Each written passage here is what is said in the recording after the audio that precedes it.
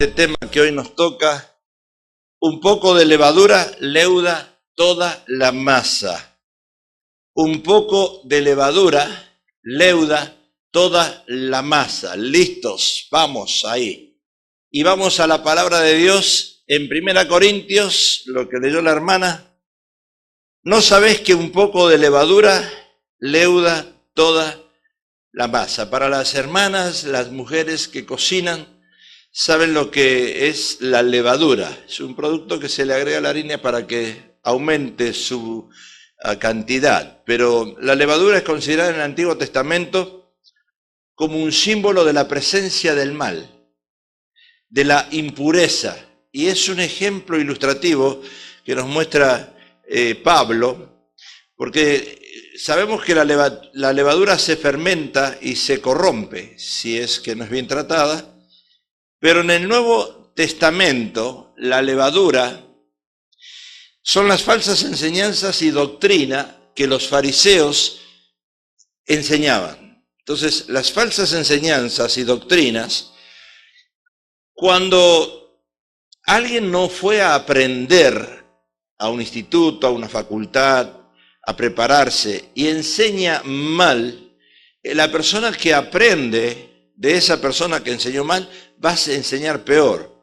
Yo siempre digo que nosotros tenemos que prepararnos y educarnos para ser padres, porque no podemos educar a nuestros hijos si nosotros primero no hemos sido educados. Entonces, lo mismo en la levadura. Una persona que aprende mal, enseña mal, y eso se levanta, se corre, se dispersa, y de ahí salen las herejías. Entonces, en el Evangelio según San Lucas, en esto dice, juntándose por millares la multitud, tanto unos a otros se atropellaban, y comenzó a decir a sus discípulos primeramente, guardaos de la levadura de los fariseos. Miren la palabra levadura, de los fariseos, que es la hipocresía. Quiere decir que esta gente eran cristianos, supuestamente conocían la palabra de tapa a tapa, pero vivían una vida hipócrita. Y esa hipocresía que esta gente tenía, la transmitía a otros, porque eso es la levadura, es un mal, es un cáncer que va pasando de una persona a otra y de generación a generación. En Marcos dice, y él les mandó diciendo, mirá, guardaos de la levadura de los fariseos y también de la de Herodes. Entonces son doctrinas de demonios que salen y se van esparciendo por todos lugares, y ahí es donde salen las sectas. Ahí es donde salen las sectas demoníacas. Y las personas que son inocentes y no creen o no saben o no han estudiado, empiezan a creer todas estas cosas. Aparece Jesús en una tortilla o la Virgen llorando, tantas cosas que nosotros escuchamos por ahí, ir al cementerio en el Día de los Muertos, llevarle comida a los muertos, comer con ellos, tantas cosas que nosotros escuchamos ahí y que muchos lo creen. Muchos lo creen. Entonces acá vemos que Jesús confronta eso y dice que esas enseñanzas y doctrinas que los fariseos traían era hipocresía, que significa un fingimiento, un disimulo o simulación, una falsedad. Yo pienso a veces, y especialmente con las hermanitas, las hermanas, más que los varones, porque los varones tenemos un poco más de conocimiento, pero una mujer cuando va a un mecánico, el mecánico le puede presentar una levadura de enfermedades que el auto tiene. Y a lo mejor es solo un fusible, un fuse, que hay que cambiarle porque el problema eléctrico no andaba. Y entonces si la mujer no entiende, el mecánico le dice, te pasó esto, esto y esto y esto, te saca $1,000, $2,000. Y no le hizo nada. O sea, el mecánico lo que hizo es una levadura. Empezó a sumar cosas defectuosas que el carro no la tenía, pero que porque uno no conoce de eso, entonces lo paga. Bueno, es lo mismo la hipocresía en nosotros. Son doctrinas, gracias hermano, porque ahora me veo, son doctrinas demoníacas que se transmiten de una persona a otra. En una iglesia es muy fácil contaminar. El Señor identificó a Herodes como una zorra. Por eso la palabra de Dios es un poco de levadura leuda toda la masa, y hablamos de zorras. Y vamos a hablar a las 11 en el mensaje que sigue de algo importante también dándole continuidad a esto. El Señor Jesús identificó a Herodes como zorra porque quería apartarlo o hacer que abandonara la voluntad de Dios en el que se iba a cumplir un propósito para seguir este tipo de herejías. Herodes era una persona que vivía en ese contexto. Ahora, ¿cuál es la característica de la levadura? ¿Cuál es la característica? Ustedes las mujeres saben que la levadura penetra la masa sobre el tiempo la hace subir, la hace ensanchar. O sea, la estira, la agranda. La mala interpretación de la palabra por teólogos hoy en día, evangelistas, pastores, maestros, profetas, permiten que eso, la palabra de Dios se extienda, se ancha, se amplía, pero mal. En la Biblia la levadura siempre se refiere a algo malo. Podemos decir, es un pecado. Una persona puede errar al blanco, como dijimos siempre, el pecado es errar al blanco, cometer un error, pero ese mismo error lo comete 2 veces. Y la segunda vez que lo comete peor todavía.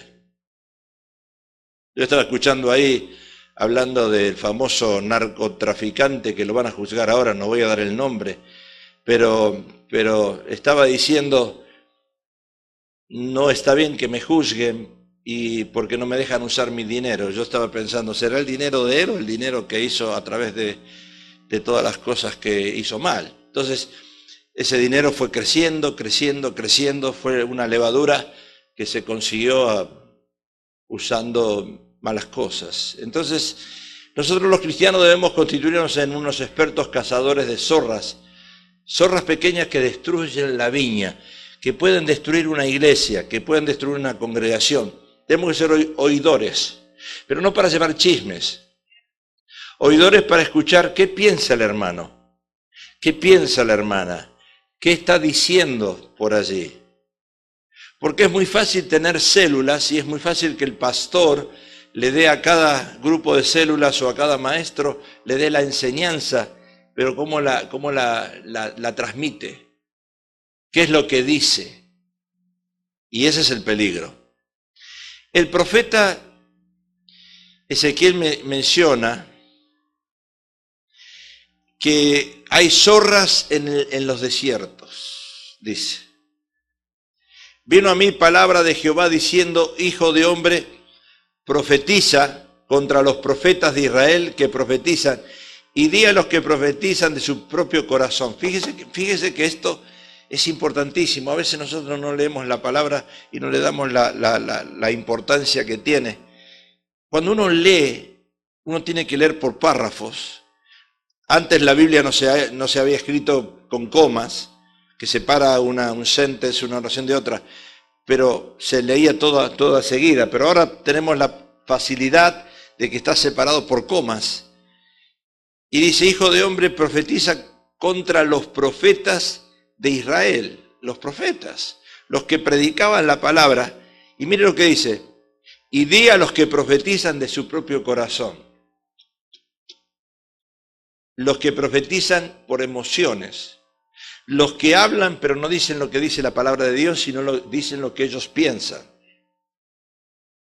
Y eso es muy importante, los que están ahí sentados, los que nos están viendo por televisión, por el Facebook o el YouTube o donde sea que nos estén viendo.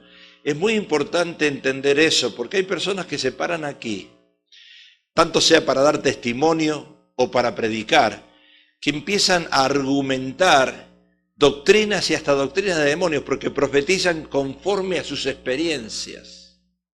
Ay, pero el Señor me llevó hasta el infierno, decía una hermana. Bajé hasta el infierno. Será una experiencia personal, pero no es una doctrina. Entonces vamos a entender ciertas cosas que a veces nosotros la creemos. Y acuérdense que la Biblia dice que no podemos agregar ni quitar. Entonces acá habla de, así ha dicho Jehová el Señor, ay de los profetas insensatos que andan en pos de su propio espíritu. Porque hay 3 espíritus, el espíritu de Dios, el espíritu de Satanás y el espíritu del hombre. ¿Quién habla? ¿Estoy hablando yo? ¿Está hablando Dios? ¿O está hablando Satanás a través mío? Entonces, cuando una persona escucha hablar a otra, identifica ese lenguaje. ¿Quién me lo dijo? ¿Esto llegó de Dios? ¿Llegó de Satanás? ¿O llegó de un hombre? Bueno, eso es importante. Como zorras en los desiertos fueron los profetas de Israel. ¡Wow! Y una zorra echan a perder el fruto de nuestra viña. Una zorra descompone. Ezequiel menciona que existen predicadores que sus enseñanzas son basadas en sus propias experiencias humanas. Nosotros no podemos hacer doctrinas de experiencias humanas. El Señor nos habla en una forma individual, pero yo no puedo hacer una doctrina, agregar algo que no está en la palabra de Dios. Y por eso Ezequiel lo menciona. Hay de los profetas insensatos que andan en pos de su propio espíritu y nada han visto. O sea que hay una tercera fuente espiritual que puede liberar ministerio y no proviene del Espíritu Santo, ni tampoco de espíritus malos, sino de la liberación del espíritu humano, de la persona que está intentando ministrar. Y esto puede suceder quizás involuntariamente cuando cristianos y ministros tratan de ser canales y ayudar al Espíritu Santo. Es como la esposa que quiere ayudar al Espíritu Santo y darle una mano para que el esposo se convierta. Voy a ayudar al Espíritu Santo. No, usted no va a ayudar al Espíritu Santo. Usted tiene que hacer la obra que el Espíritu Santo le dice en la Biblia que tiene que hacer. Y el Espíritu Santo se encarga de hacer la obra. Dice la palabra que Dios agrega a la iglesia, no yo. Yo soy el canal, pero Dios agrega. Entonces, pero yo voy a ayudar al Espíritu Santo a que se convierta en mi esposo. No va a suceder así. Si el Espíritu Santo no escoge moverse y capacitar su ministerio, el ministro puede que trate de avivar las cosas, de encenderle las llamas o hacer avanzar las cosas por medio de su propia fortaleza humana y no funciona. La obra la hace Dios. Nosotros somos canales, diga canales. Canales que recibimos de parte de Dios la palabra, la información y la transmitimos. Y después decimos, Señor, ahora encárgate tú. Encárgate tú. Eso es lo que Dios le mostró a Ezequiel. Vino a mí palabra de Jehová diciendo, Hijo de hombre, profetiza contra los profetas de Israel que profetizan, y di a los que profetizan de su propio corazón. Oí palabra de Jehová, así ha dicho Jehová el Señor. Hay de los profetas insensatos que andan en pos de su propio ministerio y nada han visto, como zorras en los desiertos fueron los profetas, oh Israel.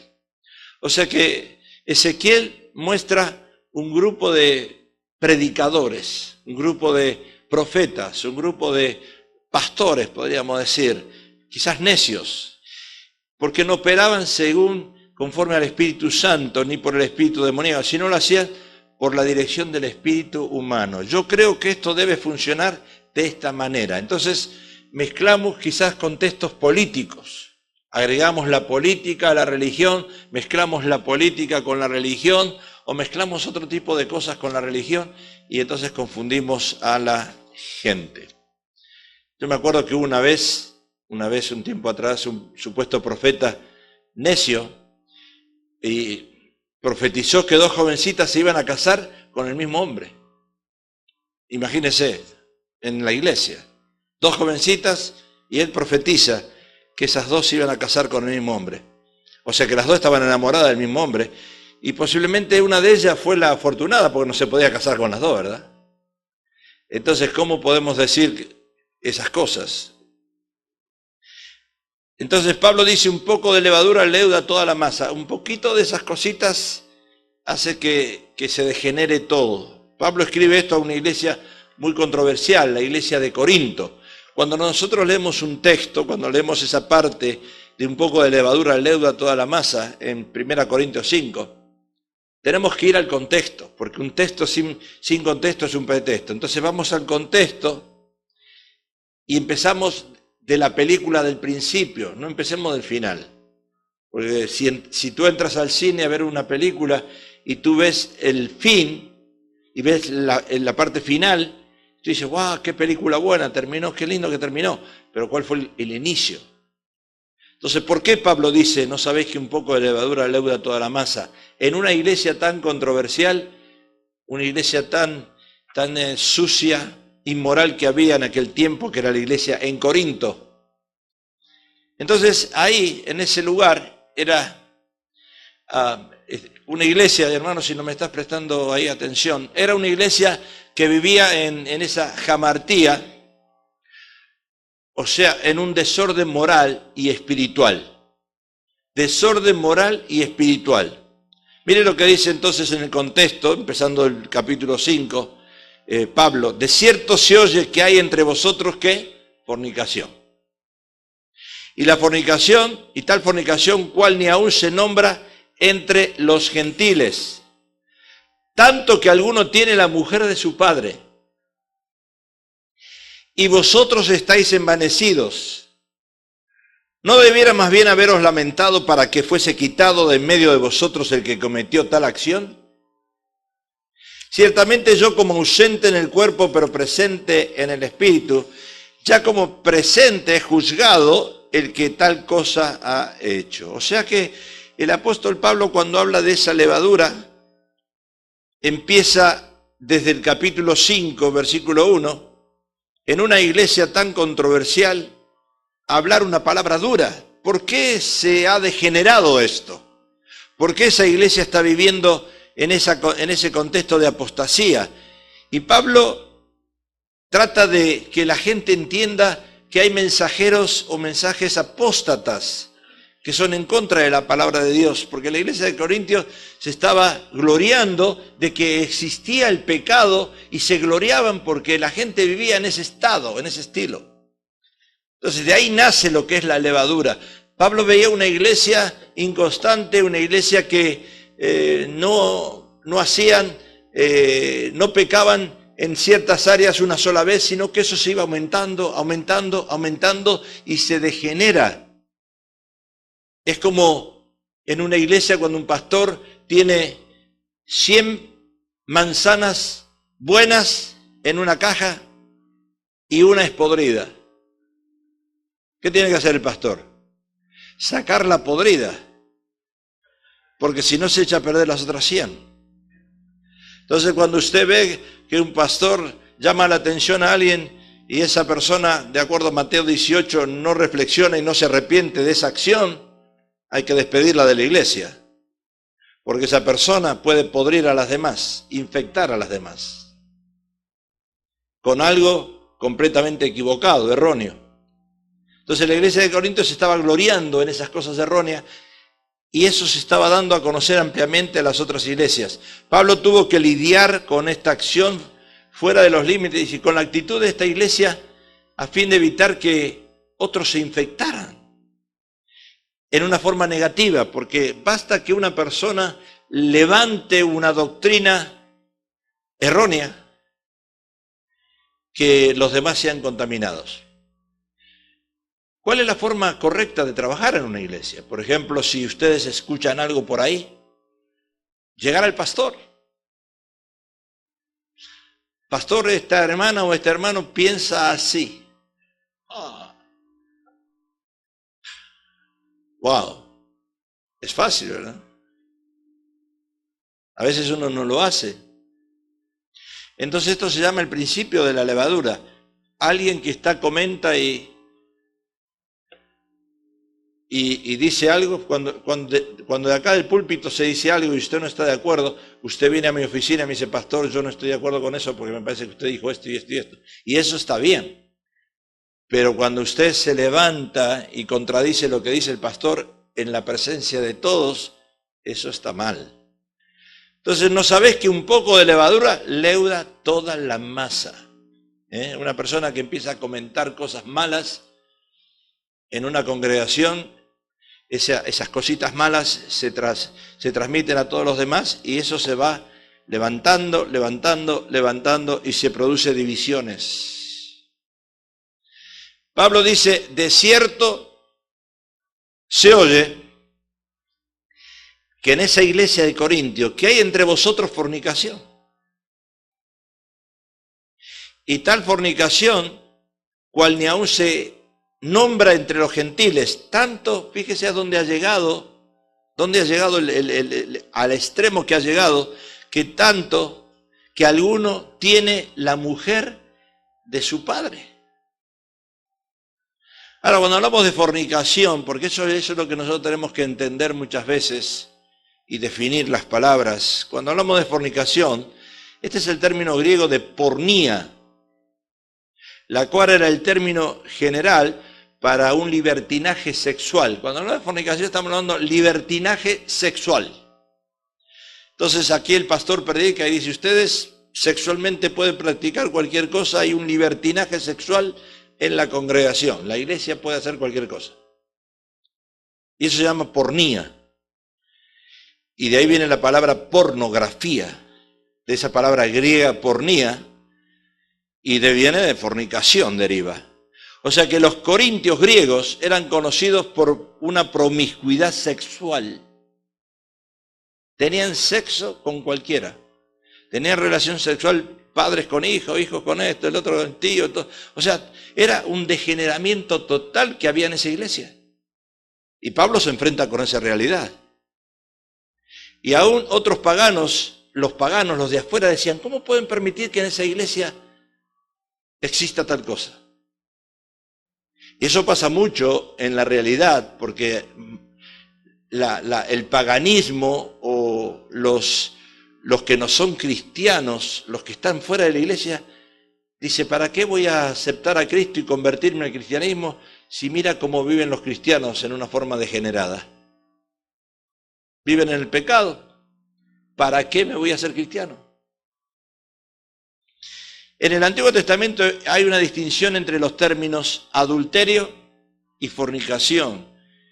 Y cuando uno o ambos están casados y hay una relación entre personas casadas, eso se llama adulterio, porque fornicar, todo el mundo fornica. Esa es la expresión de fornicar, es tener relación sexual con una persona.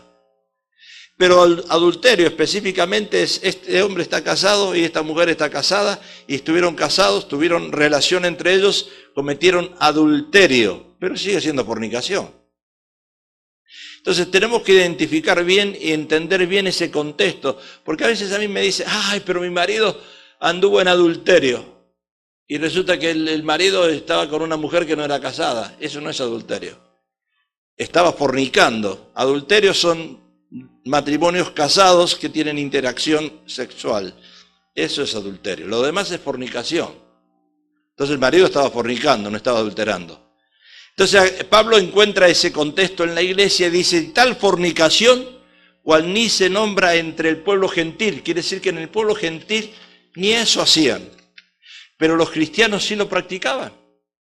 Ahora imagínense un hombre como Pablo, llegando a una iglesia y llegando a una sociedad corrupta y tratando de cambiar la mente de esa sociedad. ¿Cómo la cambiamos? ¿Cómo llegamos a transformar esa mente? La intención de Pablo era cortar ese acto inmoral. ¿Cómo se llamaba el acto inmoral que en esa iglesia existía? Se llamaba incesto. Se llamaba incesto. Levítico 18:8, bajo la ley, dice, la desnudez de la mujer de tu padre no descubrirás. Es la desnudez de tu padre. 18:18 dice, no tomarás mujer juntamente con su hermana para hacerla su rival descubriendo su desnudez delante de ella en su vida, y no llegarás a la mujer para descubrir su desnudez mientras ésta esté en su impureza menstrual. Además no tendrás acto carnal con la mujer de tu prójimo, contaminándote con ella. Levítico 20 dice, cualquiera que yaciere con la mujer de su padre, la desnudez de su padre descubrió, ambos han de ser muertos. No. ¿Cuántos están muertos hoy acá? ¿Verdad? Su sangre será sobre ellos. Deuteronomio dice, ninguno tomará la mujer de su padre, ni profanará el lecho de su padre. ¿Cuántos padres biológicos tuvieron relación con sus hijas sexuales? Oh, O sea que el incesto es la práctica de relaciones sexuales entre individuos muy próximos por relación de sangre, consanguinidad, o sea, relaciones biológicas de sangre, parentesco biológico o consanguíneo. Y cuando esa relación existe, aparte de ser contra la palabra de Dios y un acto inmoral, nace un hijo defectuoso, con un problema físico, por la misma sangre. Ahora, esos hermanitos que estaban en esa iglesia practicaban esas cosas. Ahora, claro, en aquel tiempo no se entendía mucho el contexto de la ciencia y de la medicina y los efectos, pero era un degeneramiento. Los hermanitos, entre comillas, de la iglesia, en vez de buscar cortar ese incesto, se enorgullecían, se ponían contentos, estaban felices. El orgullo de practicar esas cosas, porque mire, pecar todos pecamos, pero que usted se enorgullezca de su pecado, ese es el problema. Que una persona glorifique lo que hizo. Ay, pero yo le robé al tío Sam, pagué en mis impuestos, me ahorré de pagar $5,000 que yo tenía que pagar porque declaré que tenía 3 hijos. ¿Quiénes eran los 3 hijos? Que declaré que mis 3 hijos eran los perritos, ¿verdad? Y así le hizo una persona, tenía 3 perritos y lo puso como si fueran hijos y lo declaró y se ahorró impuestos, por supuesto. Y se enorgullece. ¡Ay, qué bueno! ¡Qué bueno! Contra el tío Sam, contra el Internal Revenue Service, los engañé. Bueno, ahí está la cosa. Sentirse orgulloso de que el pecado que uno practica, nadie lo descubre. ¡Ay, ay, ay! En la versión Reina Valera del 1960 y 1995 dice: y vosotros estáis envanecidos. En la versión La Biblia habla hoy, y os habéis vuelto arrogantes, dice. En otra versión dice, y aún se hinchan ustedes de orgullo. En otra versión dice, ustedes andan tan hinchados. Son diferentes versiones que dice que una persona se siente tan bien de practicar ese pecado, inclusive no cree que está ofendiendo a Dios. No cree que está haciendo algo malo. Estaban orgullosos de esa situación. Y Pablo sigue confrontando la situación y dice, ¿no debiera más bien haberos lamentado? ¿No debieras haberlos lamentado para que fuese quitado de en medio de vosotros el que cometió tal acción? Eso es lo que dice Pablo. En vez de estar contentos, en vez de estar felices, en vez de sentirse orgulloso de que están cometiendo ese error, ¿no deberías haberlo lamentado? Que esa relación entre padre e hijos y entre relaciones consanguíneas es algo que Dios nunca aceptó en la palabra y no la acepta, es el incesto. La versión Reina Valera dice, ¿no deberías haberlos lamentado? Otra versión dice, en lugar de haberos entristecido. Otra versión dice, ¿no debiera más bien haber lamentado lo sucedido?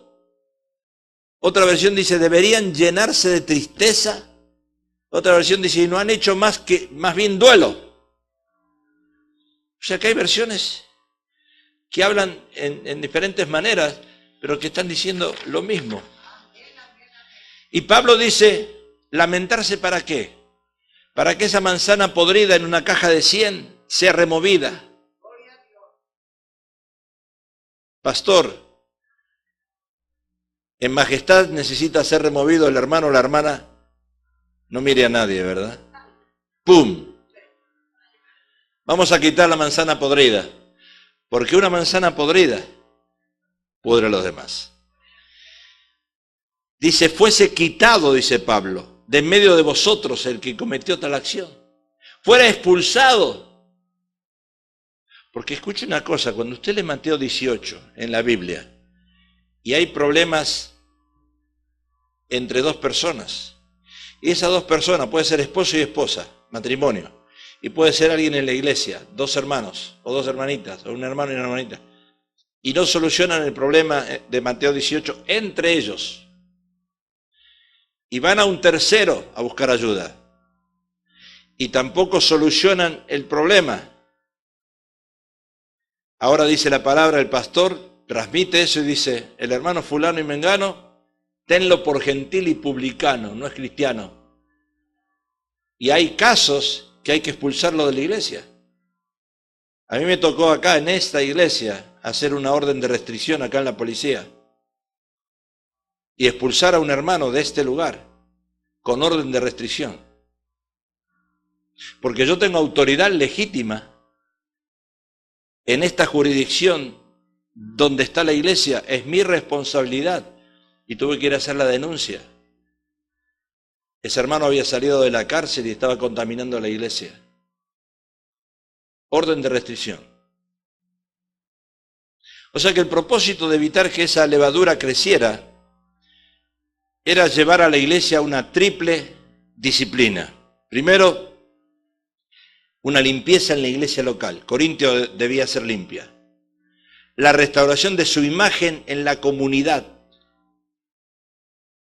¿Qué piensa la gente de San Gabriel de lo que en este rinconcito se predica? ¿Qué piensa la policía? ¿Qué piensan los bomberos? Nosotros una vez teníamos un estudio bíblico en nuestra casa y se movió el Espíritu Santo y una hermana se desmayó. Y llamamos a los bomberos al 911 y llegaron. Y me dijo el bombero cuando llegaron, ustedes estaban teniendo un culto religioso. Ya pensó mal. Estábamos ministrando nosotros, pero la hermana se desmayó. Y el hermano, el bombero, entendió que eso era algo basado en un culto religioso, en un culto casi satánico. Por eso ellos, la sociedad, ¿qué piensan los de acá, los que están? Que Majestad está transmitiendo mensajes satánicos a la ciudad de San Gabriel. ¿Está contaminando a la ciudad de San Gabriel? ¿Qué estamos haciendo nosotros acá para transformar una ciudad? Para quitar quitar el budismo. Bueno, yo estaba pensando el otro día, no sé si ustedes se dieron cuenta, aquí ya van 2 veces que me pasa, 3 y 4, voy a decir. No sé qué está pasando con la iglesia budista. Pero el otro día que teníamos el Beisel ahí afuera, el domingo, llegaron 2 de allí, 2 hermanitas, por decirle hermanitas, y me trajeron una cajita de cookies. Van 2 veces que hacen lo mismo. Queremos ser atentos con el pastor, le estamos regalando esto. Nosotros tenemos una escuela aquí en la esquina. ¿Dónde estoy? Sí, aquí. En la Mission y la del Mar. Es una escuela para niños que están aprendiendo a hablar, que no tienen buen lenguaje. Y el director de esa escuela es budista.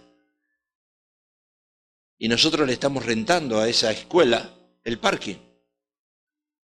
Se lo estamos rentando y están pagando $300 cada 6 meses por rentarle el parking y no lo usan, simplemente lo necesitan para tener permiso de la ciudad que hay un parking disponible. Y ese hombre budista, ese muchacho, nos ama, es increíble el respeto y el amor viene, nos trae, siempre le trae a la pastora, nos trae regalos y nos trae, porque es increíble cómo lo tratan a uno. Porque acá no hay que confundir la religión o la creencia o la fe de esta gente con el respeto que tienen. Porque a lo mejor nosotros no se nos ocurrió el otro día el Beisel ir allá y decirles a ellos, le venimos a obsequiar esto. Porque para nosotros ellos son enemigos de la fe. Entonces hay que separar un poquitito las cosas. Yo no creo lo que creen ellos, pero yo escuché hablar al pastor de ellos, muchas veces, y usted lo puede escuchar en internet, hablar, y dice cosas que tienen sentido, aunque no usa la palabra, pero dice cosas que tienen sentido. Entonces, a veces nosotros juzgamos ciertas cositas, pero antes, años atrás, por eso es muy importante quiénes son los que conducen las iglesias y la fe que se transmite. Años atrás, esa misma gente, con otros pastores y otra gente, venían acá y echaban comida maldiciendo este lugar. Por eso hay ciertas cosas que a veces uno tiene que tener cuidadito. Y una vez vino uno de ahí con un poncho y empezó a maldecir, se paró en el parque y empezó a dar vuelta y a girar así y a maldecir este lugar y a hacer cosas raras, brujería. El propósito de evitar que esa levadura creciera entonces era limpiar lo corrupto en la iglesia, traer una disciplina nueva, limpieza de la iglesia local y restauración de la imagen en la comunidad. Que yo vaya a San Gabriel, a la ciudad, y pida un permiso.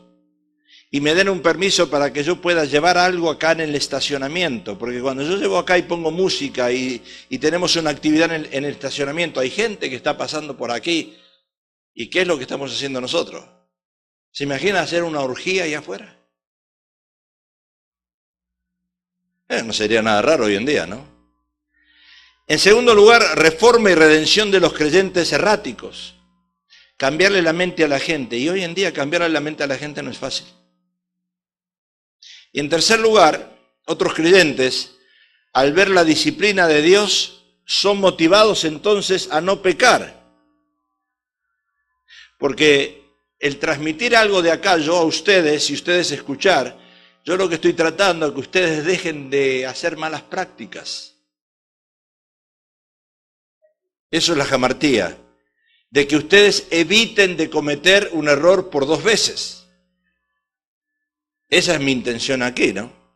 O sea que Pablo aconseja que esas personas encontradas en el acto de inmoralidad sexual sean entregadas a Satanás. Mire esto es algo fuerte, ¿eh? Porque cuando una persona no reflexiona y no recapacita y no se arrepiente de cambiar su forma de pensar y persiste, ¿cómo solucionamos ese problema? Entonces Pablo busca una opción y dice, vamos a entregarlas a Satanás. ¿Y qué significa entregarlas a Satanás? Ciertamente yo como ausente en cuerpo, pero presente en espíritu, ya como presente juzgado al que tal cosa ha hecho. En el nombre de nuestro Señor Jesucristo, reunidos vosotros y mi espíritu con el poder de nuestro Señor, el tal sea entregado a Satanás. ¿Para qué? Ahí está. A fin de que el espíritu sea salvo. Esto está fuerte, ¿eh?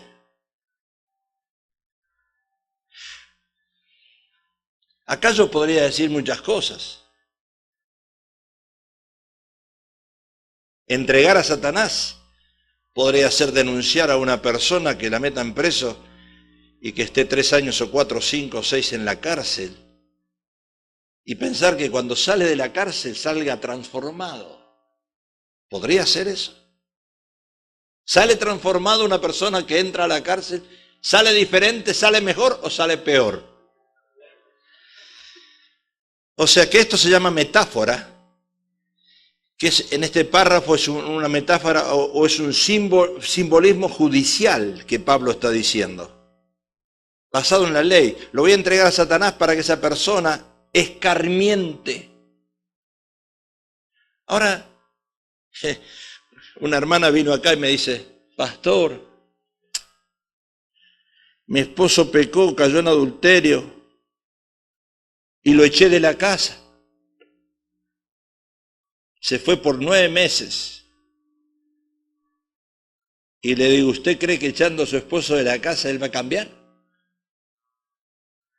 Primero, usted no tiene derecho de echar a su esposo de la casa, porque la casa es de los dos.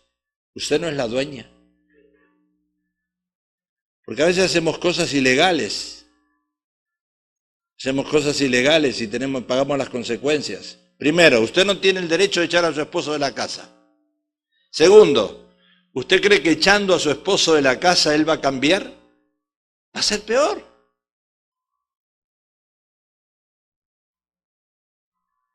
Entonces Pablo, cuando usa esa expresión, entregado a Satanás, está sugiriendo que la iglesia lleve a cabo un juicio tipo juzgado civil.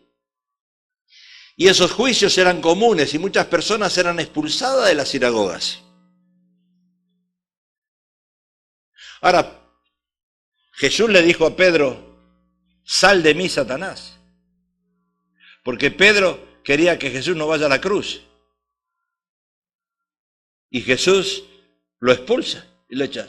Porque no era Pedro, era el demonio, era el espíritu que había en Pedro. Y le dice a Jesús, sal de mí, Satanás. Y entonces la esposa le dice al esposo, en vez de echarlo de la casa, le dice, sal de mí, Satanás, ¿verdad?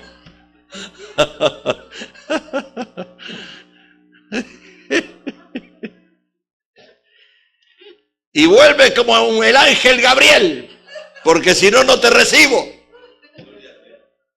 Se hace la dueña de la casa.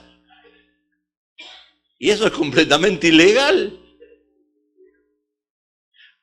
Es lo mismo que ir al juez y decirle, mi esposo adulteró. Y el juez le dice, ¿y so what? Si legalmente no pueden hacer nada. No hay una ley que dice que el adulterio, o usando la palabra correcta, ¿verdad? El adulterio o la fornicación es penada. Entonces el juez lo va a mirar y dice, ¿y qué quiere que yo haga?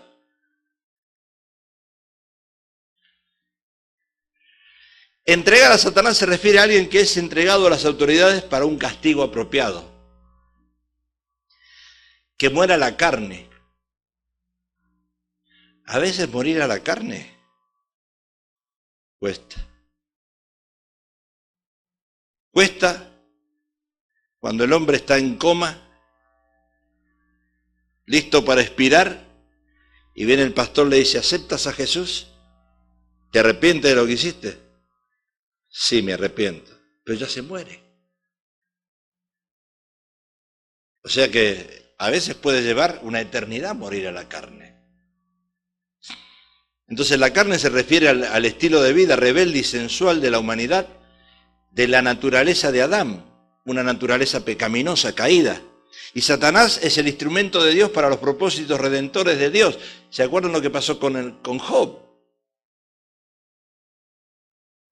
Jesús vino a rescatar, no a condenar. Entonces cuando nosotros hacemos algo, cuidado con que sea con una intención de condenar a la persona. Dice la esposa, tú adulteraste, tú estuviste ahí tú y yo nos vamos a tener más relación sexual.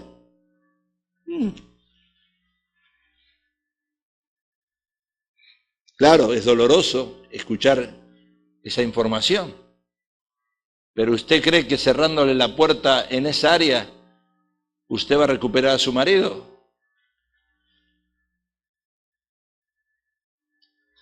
Satanás se convierte en el enemigo de Dios, pero él aún es su siervo involuntario. Acuérdese que Dios y Satanás muchas veces trabajan juntos.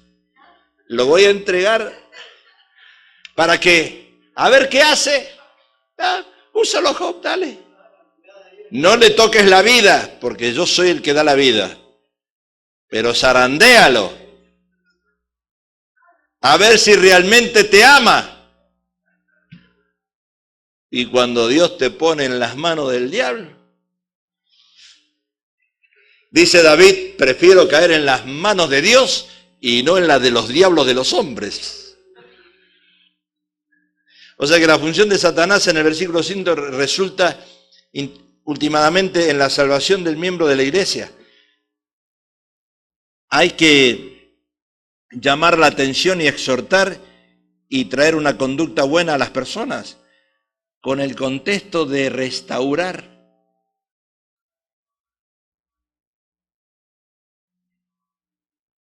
Por eso cuando falta alguien a la iglesia y ustedes dicen, uy, acá el hermanito faltó, no vino, esta hermana no vino.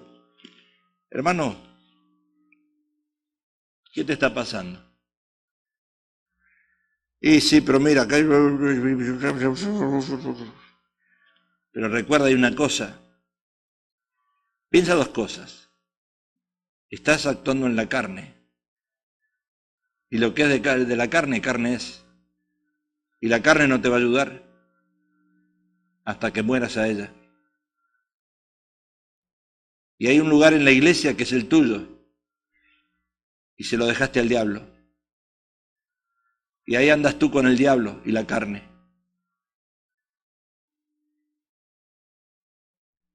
Te amo. Bye.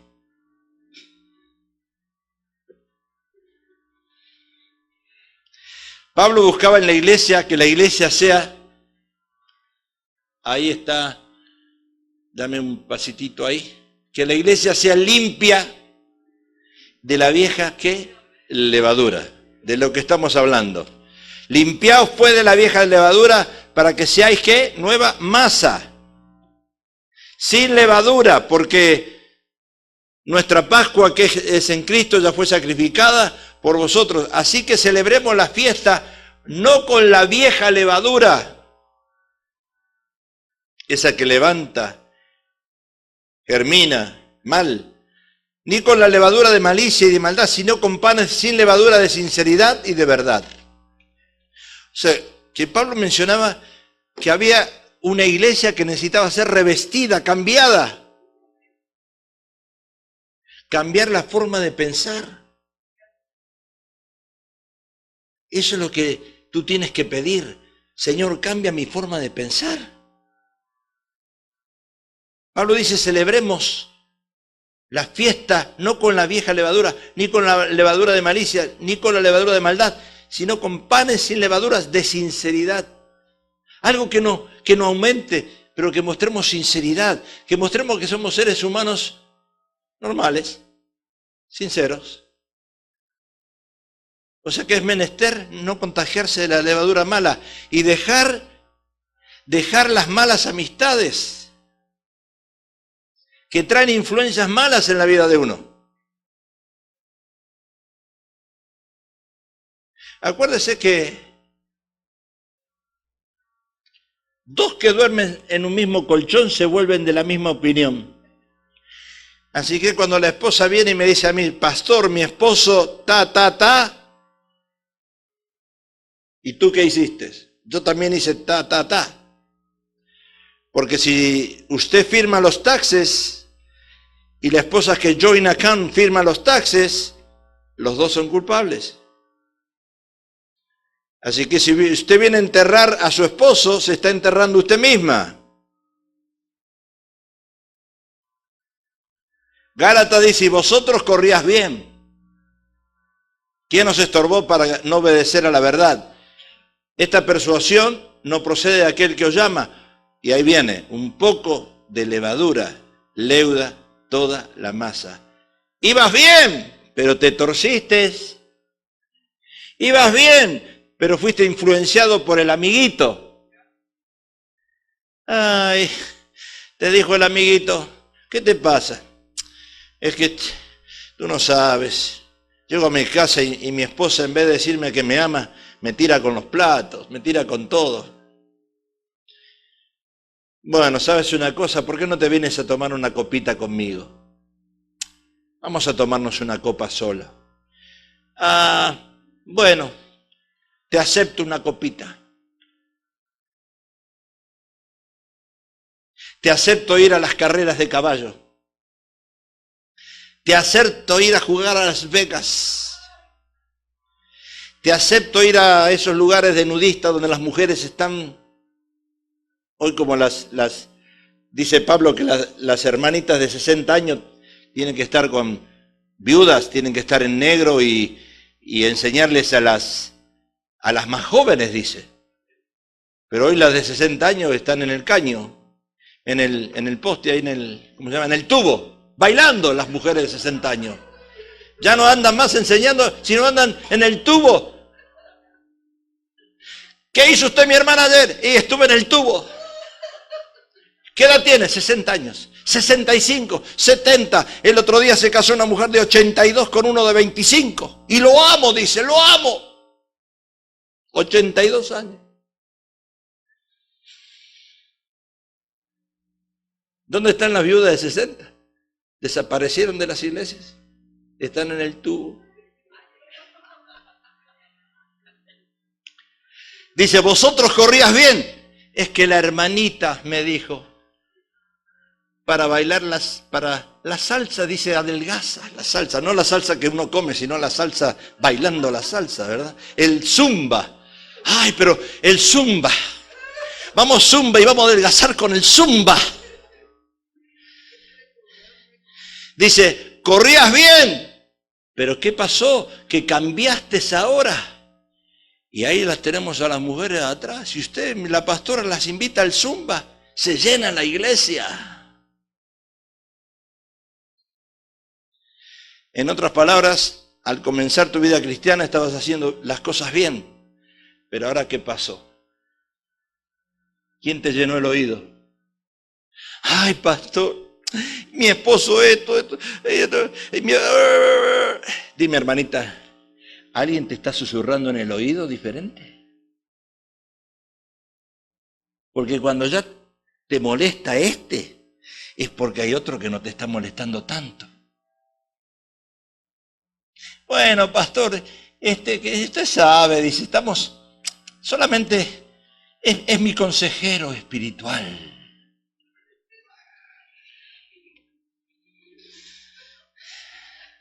De golpe alguien influenció en contra de esas cosas y te llenó la cabeza.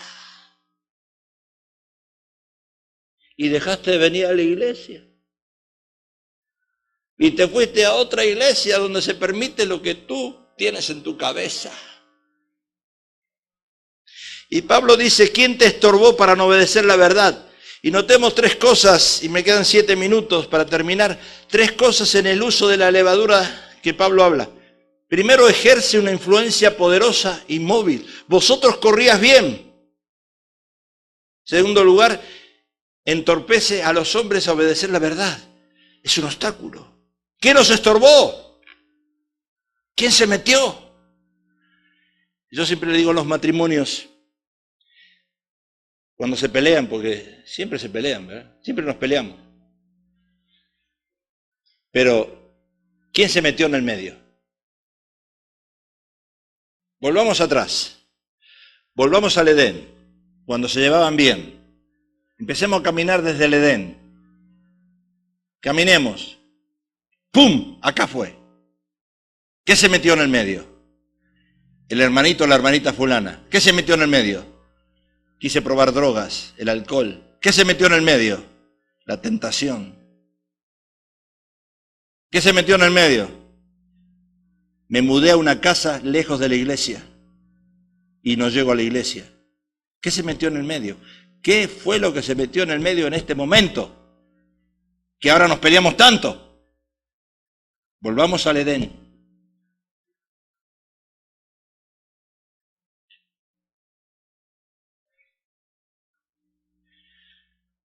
¿Quién nos estorbó para no obedecer la verdad? Se dijo específicamente que la levadura no procedía de quien los llamaba, porque Gálatas 5:8 dice, esta persuasión no procede de a quien los llama. Claro, no es de Dios. Basta un poco de influencia mala en tu vida para que todo se eche a perder. Un poco de levadura leuda toda la masa. Y entonces nuestra seguridad está ¿dónde? En las promesas de la palabra de Dios y no en nuestros sentimientos. Acuérdese que los sentimientos son emociones mentirosas que llegan a nuestra vida. Es una palabra compuesta. Sentimiento. Me están mintiendo mis emociones. Ay, yo siento que no te amo. Son emociones que te mienten. Yo siento. Ay, yo siento que no tengo que ir a esta iglesia más. Son emociones que te mienten. Sentimientos. Voy a dejar a esta persona por esta. Sentimientos. Cambiaste lo bueno por lo malo, cambiaste lo usado por lo nuevo, y lo nuevo te va a doler mucho. Juan, el que tiene mis mandamientos y los guarda, ese es el que me ama. Y el que me ama será amado por mi Padre, y yo le amaré y me manifestaré a él. El cristiano vive entonces por fe, por la palabra, y es fiel al Dios y no a la gente. Mire el trencito. Hechos, fe y sentimientos. Ese diagrama, ese trencito que usted ve ahí, el tren ilustra la relación entre el hecho, Dios y su palabra. La fe es nuestra confianza en Dios y en su palabra. Y los sentimientos, el resultado de la fe y la obediencia. El tren corre, claro, corre. El tren corre con o sin vagón, la máquina corre con o sin vagón. Sin embargo, será útil tratar de que el vagón haga correr al tren. Y del mismo modo, nosotros, como cristianos, no dependemos de los sentimientos o de las emociones, sino que ponemos nuestra fe y confianza en la fidelidad de Dios y en las promesas en su palabra. ¿No es buena vuestra jactancia? ¿No sabéis que un poquito de levadura, un poquitito de influencia demoníaca en tu vida te va a torcer? Y te va a hacer creer eso. Y tú vas a empezar a creer lo que Dios nunca cree. Y vas a empezar a aceptar cosas. Y bueno, que hay que amar a los homosexuales. Hay que amar a las lesbianas. Porque Dios es amor. Y hay que amarlos. Sí, los amo. Pero el estilo de vida y su conducta no es apropiada.